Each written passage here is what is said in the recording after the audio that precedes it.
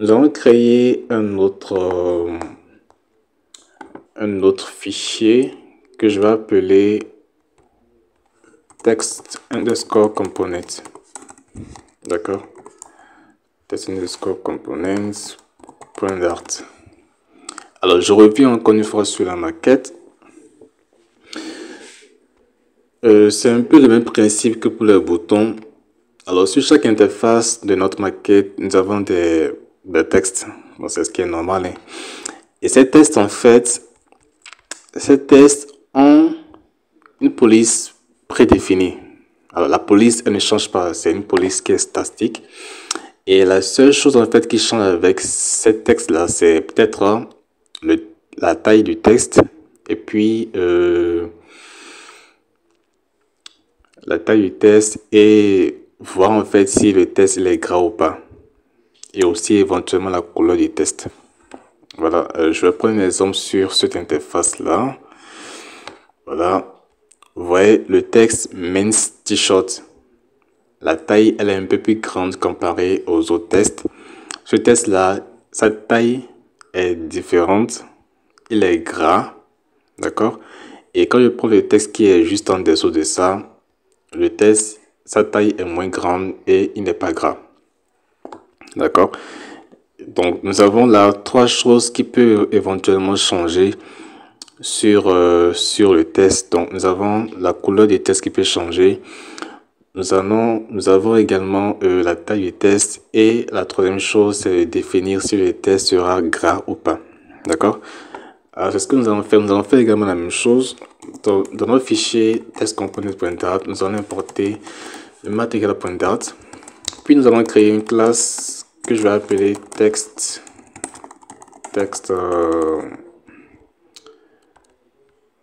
Voilà, que je vais appeler text component. Text component. Voilà. Qui va étendre de stateful régulier parce que le test n'est pas vraiment dynamique. D'accord? Donc, je crée la classe. Voilà. Et juste après avoir créé la classe, il faut qu'on génère la méthode qui est demandée. Voilà. Alors, j'efface tout ça et je vais faire un return texte. Alors, texte normal, hein. Et à l'intérieur du texte, je vais mettre data. Voilà. Mettre le point virgule. Alors, ce test-là, en fait, je vais le mettre pour qu'on puisse voir un peu interactivement ce que je fais.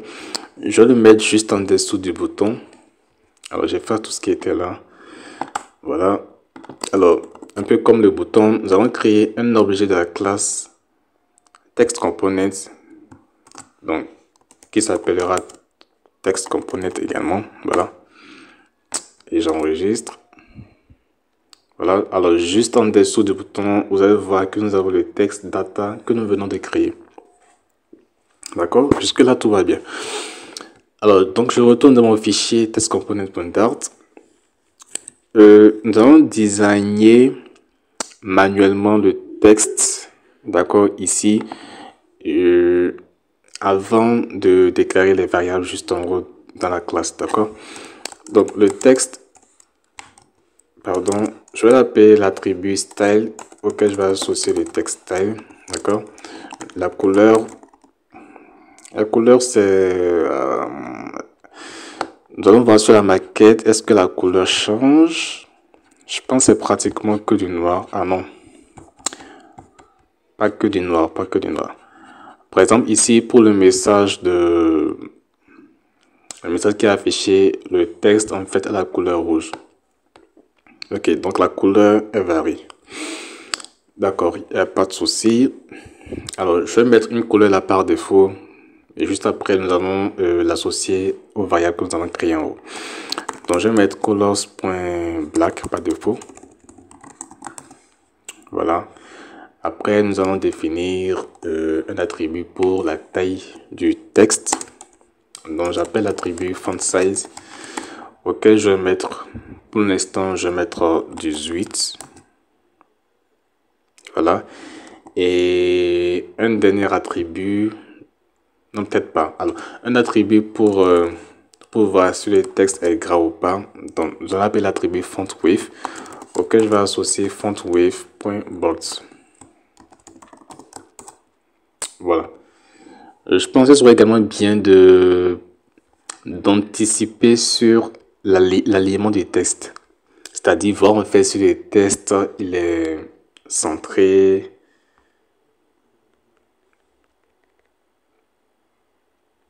Voir en fait si le texte il est centré, s'il est justifié, s'il est disposé à gauche ou pas. Alors, je pense que nous allons anticiper ça aussi. Ce serait bien. Alors, donc je retourne dans mon code.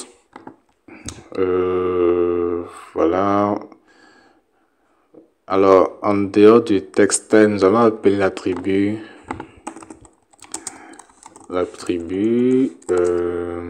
texte en ligne. Voilà. Texte en ligne que je vais mettre .center par défaut pour l'instant. Alors, je reviens dans la classe test_component. Donc, nous allons créer des variables qui sont associées à chacune des attributs qui sont à l'intérieur du texte. D'accord? Alors, comme je le disais, le texte, il peut changer de couleur, il peut changer de disposition, de taille et tout. D'accord? Alors, je vais commencer par la couleur. Nous allons créer une première variable que je vais appeler textColor ou simplement color. Voilà. Color. Voilà. Après, un autre pour le font size. Le font size, son type de retour, c'est un double. Voilà, ici. Donc, font size. Non, je vais mettre double simplement. Pardon, voilà, double. Text size. Text size. Voilà, je vais faire comme ça. Et un autre pour définir l'opacité du texte. Donc, voir si c'est gras ou pas. Donc, le type, c'est fontWave, auquel je vais associer le nom de la variable, je vais l'appeler, je sais pas, f2v. Voilà. Et pour terminer, un autre pour le texte en ligne. Donc, pour la disposition du texte, que je vais appeler texte en ligne. Voilà. Alors, juste après ça, nous allons créer le constructeur de notre classe. Donc, textComponent. Voilà, parenthèse, accolade. Et à l'intérieur, en fait, nous allons définir les attributs qui seront requis, donc qui doivent être obligatoirement insérés lorsqu'on appelle un texte sur une interface. D'accord? Alors, ce qui est obligatoire là, que nous devons mettre, c'est... Ah, j'ai oublié, faut qu'on mette, pardon, le texte du texte. Enfin, je pense que vous comprenez. Donc, je vais définir un attribut string que je vais appeler txt. Voilà. Txt, voilà. Alors, pour le texte, ce qui sera requis, c'est principalement le texte du texte, en fait, quoi. Ouais. Donc, pour ça, je vais faire un record 10.txt. D'accord. Juste après ça, les autres éléments ne seront pas requis, mais nous allons en fait donner la possibilité à nous, donc lors de l'appellation du texte, de pouvoir associer une valeur à ces différentes variables-là qui vont rester. D'accord? Alors, pour le texte bon, nous allons créer... nous allons définir l'utilisation des autres variables. Donc, je prends le color. Nous allons faire un 10.color. D'accord? Alors, qui par défaut sera du blanc. Pardon, du noir. Donc, égal à colors.black. Virgule. Pour la taille du texte, également, c'est la même chose. Txt size. Pardon, 10.txt_size. 10.txt_size qui par défaut nous allons mettre 16. Ouais, voilà, 16. Et l'opacité du texte, alors dire si c'est gras ou pas. Par défaut, ça ne sera pas gras. D'accord? Donc nous allons faire un 10.f2v qui par défaut sera égal à fontWave.normal. Je pense que c'est bon, ça fait 4, ça fait 5. Et c'est bon. C'est bon. Il y a une erreur, je sais pas c'est quoi. Texte en ligne. Ok, ça reste l'attribut texte en ligne. Alors pour les textes en ligne, par défaut, ça sera 10 points. Voilà, le texte en ligne par défaut, ça sera disposé à gauche. Voilà, je suis disposé à gauche. De toute façon, c'est nous qui allons utiliser. Donc, nous avons le libre choix de définir l'utilisation que nous voulons faire de ça. D'accord? Alors, pour le texte en ligne, ça sera égal à texte en ligne point left. Voilà. Et c'est bon. Alors, juste après avoir créé ou plutôt définir l'utilisation que nous ferons de ces variables-là, nous allons les associer aux variables, aux attributs que nous avons mis statiquement là. D'accord? Alors, quand je prends le texte, je vais enlever les deux quotes et mettre plutôt le nom de notre variable, donc qui s'appelle txt pour le texte. Pour la couleur, le nom c'est color. Pour la taille du texte, c'est txt size, ainsi de suite. Pour le font wave, c'est fw. Et pour terminer, pour le texte en ligne, c'est texte en ligne. Alors, j'enregistre et je viens de mon fichier main.dart. Alors, ce fichier, il y a des erreurs, c'est tout à fait normal parce que nous avons dit dans notre classe, dans le constructeur, en fait, que à chaque fois que nous voulons appeler le texte pour pouvoir l'utiliser, il faut qu'on lui passe en paramètre la valeur de ce texte-là, en fait. C'est pour ça que nous avons mis des rigueurs à ce niveau. D'accord? Alors, donc, je reviens dans le main.dart. Et à l'intérieur des parenthèses, si vous faites CTRL espace, voilà, vous avez la liste de tous les attributs que nous avons créés dans la classe. Alors, principalement, là, ce qui est requis, vous allez voir, si je mets les curseurs sur notre objet, voilà, il dit en fait que la variable txt is required. D'accord, est requis. Voilà un peu. Donc, à l'intérieur, je vais appeler notre variable txt. Voilà, txt, auquel je vais associer le texte. Donc, c'est un string. Je vais mettre bienvenue sur notre application. Bienvenue sur notre application e-commerce. Blablabla, j'enregistre. Il y a une erreur, je sais pas c'est quoi. Dans le text component, il y a une erreur. Je vais rapidement voir ça. Alors, qu'est-ce qu'on a? Le override. Voilà, il y a un point virgule qui manque juste après avoir créé le constructeur de notre classe. Donc, je mets le point virgule et puis d'erreur. Alors, j'enregistre et sur l'application, vous voyez bien que nous avons le texte qui est bien présent. Alors, voilà un peu, c'est un peu ça l'utilisation. Alors, si c'est que nous voulons changer, enfin, designer un peu le texte en fonction des paramètres que nous avons associés, alors vous faites un CTRL espace. Nous pouvons définir la couleur du texte en appelant l'attribut color que nous avons créé. Donc, vous faites color. Je vais mettre la couleur en rouge. Et quand je fais ça, voilà, la couleur passe en rouge. Alors, pour ce qui est rapport à l'opacité, la variable c'est f2v. Donc, je fais un font wave.bold pour dire que c'est gras. Et voilà, c'est idem aussi pour la taille du texte.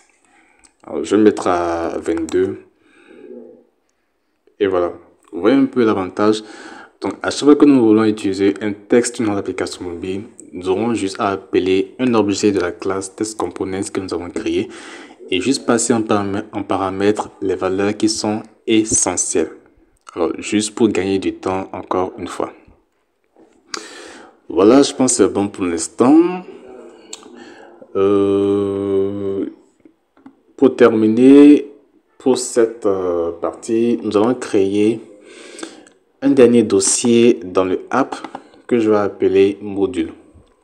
Le module, en fait, c'est à l'intérieur, nous allons retrouver toutes les interfaces de notre application mobile.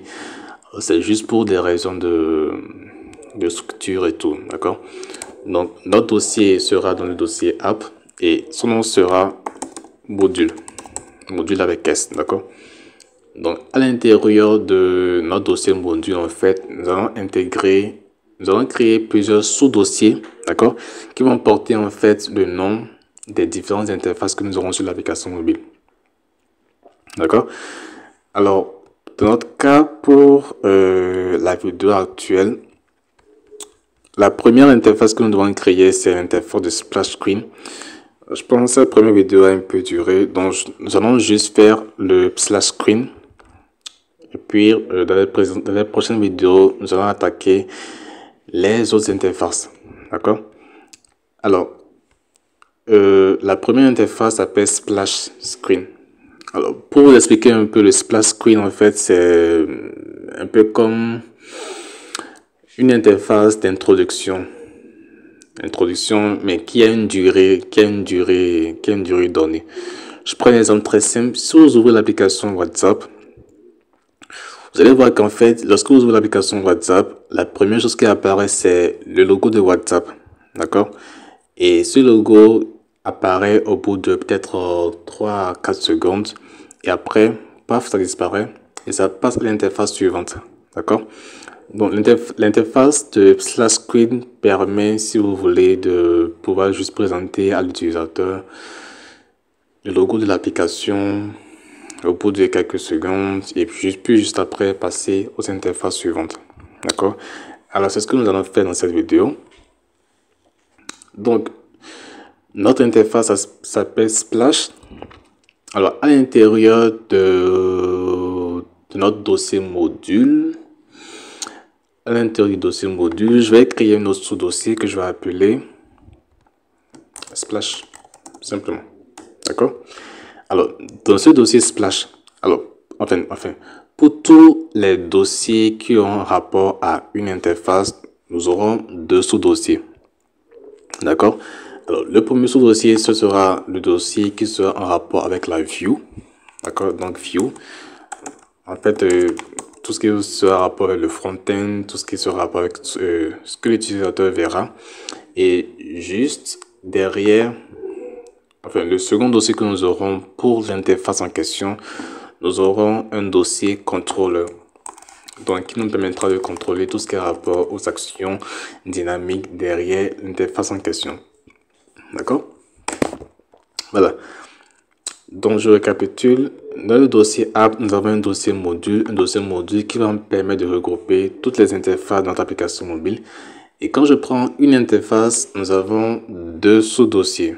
Donc, un dossier view pour le visuel et un dossier controller pour tout ce qui sera rapport avec la logique derrière notre visuel. D'accord? Alors, donc je vais créer un fichier pour la vue que je vais appeler, je sais pas, splash.dart. Voilà. Et étant donné que c'est un nouveau fichier, j'importe le matériel. Ne suis toujours jamais oublié. Voilà. Alors, dans notre fichier main.dart, nous allons effacer tout ce qui est inutile en fait, pour que notre code soit un peu plus structuré. Alors, je vous explique un peu rapidement. En fait, dans le fichier main.dart, nous avons une classe myApp qui retourne l'interface principale de l'application mobile. Et par défaut, quand on crée un nouveau projet, l'interface d'accueil est associée à la classe myHomepage. D'accord? Donc, dans la classe myApp, nous avons la méthode et tout, et nous avons un attribut Home. Et la classe qui est associée à l'attribut Home, en fait, c'est la classe qui sera associée à la première interface que l'application va lancer ou afficher à l'utilisateur. Donc, nous ne voulons pas utiliser ça. Nous allons remplacer ça par notre classe qui sera associée au splash screen. Donc, je supprime ce qui est là par défaut et je supprime également la classe myHomepage qui est là. Donc, de la ligne 27 jusqu'en bas.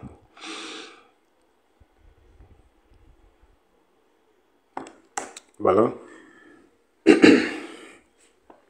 Alors, ceci étant fait, Alors, dans notre fichier splash.dart, nous avons importé le matériel.dart. Nous allons maintenant créer une interface qui sera dynamique. Dynamique, pourquoi? Parce qu'en fait, lorsque l'interface va s'afficher, au bout de 3 à 4 secondes, on doit passer à l'interface suivante. D'accord?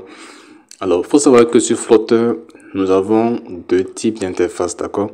Nous avons les interfaces statiques et les interfaces dynamiques. Les interfaces statiques, on les appelle les stateless widgets, et les interfaces dynamiques, nous appelons les stateful widgets. D'accord? Alors, pour les interfaces statiques, le shortcut, peut-être l'abréviation en fait c'est STL, donc STLess pour stateless, et puis STF pour stateful. D'accord? Alors, dans le cas, nous voulons utiliser une interface dynamique, donc nous allons écrire le stateful, puis vous faites entrer. Alors, ça génère automatiquement la structure de la classe qui hérite d'un stateful widget. Alors, après avoir fait entrer sur le stateful, nous allons en fait nommer la classe. Nous allons donner un nom à notre classe. D'accord? Alors, la classe, nous allons l'appeler splash. Voilà. Et cette classe, en fait, nous allons lui passer, nous allons l'attribuer comme valeur à l'attribut home. D'accord? Donc, pour dire en fait que lorsque l'application est lancée pour la première fois, la première interface qui s'affiche sera l'interface qui est liée à la classe splash screen. D'accord? Donc, c'est ce que nous allons coder tout à l'heure. Donc, comme valeur, je mets splash. Voilà, je valide et c'est bon. Et voilà, automatiquement sur l'émulateur, nous avons un écran noir, c'est normal. Alors, au niveau du return, je vais effacer ça. D'accord. Alors, nous allons appeler le widget scaffold. D'accord. Et ce widget, en fait, nous allons lui passer un paramètre. Nous allons lui passer un paramètre, un attribut body. D'accord. L'attribut body, en fait, c'est tout ce qui sera à l'intérieur de notre interface, quoi. Vous voyez. Donc, c'est ce que nous allons faire. Alors, je reviens sur la maquette rapidement. Alors, la seule chose que nous avons sur la première interface, en fait, vous allez voir qu'au centre de l'interface, nous avons, je dirais, pratiquement une seule chose. D'accord? On peut matérialiser ça par, nous avons peut-être juste une seule boîte. Voilà, juste un container au centre de l'interface. D'accord? Et à l'intérieur de ce container, nous avons des choses à l'intérieur, notamment le logo et peut-être en bas le texte de l'application ou le titre de l'application. D'accord? C'est ce que nous allons faire pour terminer pour cette première partie de la vidéo. Donc,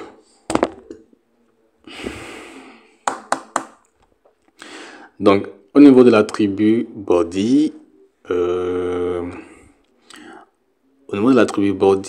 nous allons appeler le widget center. D'accord?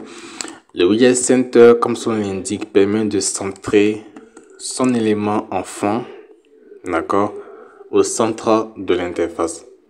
Donc, le widget center, il a un attribut child. D'ailleurs, même tous les widgets que nous allons utiliser tout au long de cette série de vidéos, quand nous utilisons un widget, nous devons lui associer un enfant, un ou des enfants, d'accord, et c'est matérialisé par child ou children. Obligatoirement, sinon on ne peut pas voir le contenu de ce widget là, d'accord. Alors pour le widget center, les éléments que nous allons associer à son enfant, tous ces éléments seront centrés au centre de l'interface de l'application mobile, d'accord. Donc nous allons appeler l'attribut child, et à l'intérieur de cet attribut child, nous allons appeler le widget colonne. Non, je peux faire comme ça. À l'intérieur de notre widget child, je vais appeler un container, d'accord, un container qui aura pour hauteur, je dis n'importe quoi, 100, et comme largeur 100 aussi, d'accord. Alors si j'enregistre, vous ne voyez rien, c'est normal parce qu'en fait notre container, nous n'avons pas spécifié en fait la couleur de notre container, d'accord. Alors pour ça, je vais utiliser l'attribut color, Voilà, et mettre notre couleur principale, donc qui est matérialisée par la variable main_color. Et quand j'enregistre, notre container est bien au centre de l'appareil, notre émulateur, un peu comme sur la maquette. D'accord? Alors, la boîte est un peu petite. Je vais augmenter la taille, je mets du 150 et voir un peu à quoi ça ressemble. Je vais mettre 200 sur 200 et voilà, c'est bon. Alors, je vais supprimer la couleur. Voilà. En fait, juste un petit rappel. Si je reviens sur la maquette, vous allez voir en fait que au centre de l'interface, comme je le disais, nous avons, disons, 3 éléments. D'accord? 3 éléments. Alors, le premier élément que nous avons, c'est le logo qui est juste en haut. Et juste en dessous, nous avons un texte. Et encore en dessous, nous avons un autre texte. D'accord? Alors, vous voyez un peu la disposition. La disposition de ces éléments-là est verticale.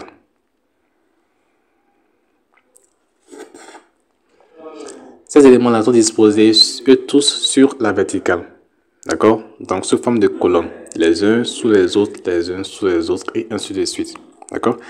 Alors, dans Flutter, en fait, il y a un widget qui nous permet de générer automatiquement cette structure-là. Je vous le rappelle encore une fois, quand on utilise un widget, il faut lui associer un enfant ou des enfants. Donc, soit un child ou soit un children. D'accord? Et en fait, les éléments enfants vont en fait s'adapter au type de widget qui leur est associé. D'accord? Alors, donc, si je prends par exemple le widget colonne que nous allons utiliser dans notre cas, je prends le widget colonne. À l'intérieur de ce widget, nous avons des enfants parce que nous avons plusieurs éléments. Et quand on dit une colonne, c'est supposé que ça doit pouvoir contenir plusieurs éléments. D'accord? Alors, à l'intérieur du widget colonne, nous aurons 3 éléments. D'accord? Nous aurons le logo, et puis un texte, et puis un autre texte en bas. D'accord? Alors, tous les éléments qui sont associés à l'attribut children, d'accord, à l'attribut enfant de notre widget colonne, tous ces éléments-là vont s'adapter au contenu en fait. Vont s'adapter au type du widget dans colonne. Donc tous les éléments sont disposés sur la verticale. Alors pour que vous puissiez bien comprendre, à l'intérieur de notre widget child, je vais utiliser un widget, à l'intérieur de notre widget container, je vais utiliser un widget child et auquel je vais associer un widget colonne. Colonne, pourquoi? Parce que nous voulons disposer des éléments sur la verticale, donc les uns sous les autres, les uns sous les autres, et ainsi de suite. D'accord? Alors, le widget colonne, comme je le disais, quand on utilise un widget, il faut forcément intégrer ou spécifier l'élément enfant, donc child ou même children. D'accord? Alors, colonne, comme son nom l'indique, c'est pour mettre plusieurs choses. Et si vous voyez dans la suggestion, le type de retour, en fait, c'est une liste de widgets. Donc, l'attribut children. Alors, tout ce que nous allons mettre à l'intérieur de cet attribut-là sera disposé sur la verticale. Donc, les uns sous les autres, les uns sous les autres. D'accord? Alors, le logo, nous ne l'avons pas encore. Et je pense que la vidéo est assez longue. Donc, pour le logo, nous allons laisser ça d'abord. Nous allons ajouter les 2 textes et voir un peu le rendu. D'accord? Alors, la première chose, nous allons appeler un objet de la classe TextComponent que nous avons créé préalablement, juste pour pouvoir gagner du temps. D'accord? Alors, l'objet c'est TextComponent et à l'intérieur, nous devons passer obligatoirement la valeur du texte. D'accord? Dans notre cas, c'est main_mode. Voilà, j'enregistre. Je supprime l'attribut color. Voilà, main_mode. Alors, je vais définir la taille du texte. Font size, je vais mettre ça à 30 pour voir. Ouais, 30 c'est parfait. Après, sur la maquette, le texte est gras. Donc, pour faire ça, nous allons appeler l'attribut F2V. auquel nous allons associer FontWave.bold. Voilà, c'est parfait. Et nous allons ajouter le second texte en bas qui ne sera pas gras et qui sera un peu plus petit. D'accord? Alors, juste après avoir ajouté un élément dans notre colonne, nous allons mettre une virgule à la fin. CTRL-C, CTRL-V pour gagner en temps. Et le second texte, c'est Fashion House. D'accord? Fashion House. Voilà. Et lui, le texte, il est un peu plus petit. Donc, je vais mettre la taille à peut-être 20. Ouais, 20, c'est bon. Et puis, supprimer la variable F2V, donc qui est responsable du texte gras. Et voilà. Alors, c'est un peu tout pour cette première partie de la vidéo. Alors, dans la prochaine vidéo, en fait, nous allons nous occuper de tout ce qui a rapport à la logique derrière l'interface Splash. Donc, en fait, ce que nous allons faire dans la prochaine vidéo, nous allons faire en sorte que lorsqu'on lance l'application, que cette interface-là dure peut-être 3 à 4 secondes, peut-être 5 secondes, et juste après passer à l'interface suivante que nous allons coder. Prochainement, nous allons également intégrer le logo, dont je vais vous montrer en fait comment ajouter une image sur notre application mobile et comment est-ce qu'on peut la designer pour qu'elle corresponde un peu plus à notre maquette. Alors, je vous remercie d'avoir suivi tout au long de cette vidéo. Alors, on se dit à plus tard. Ciao, ciao.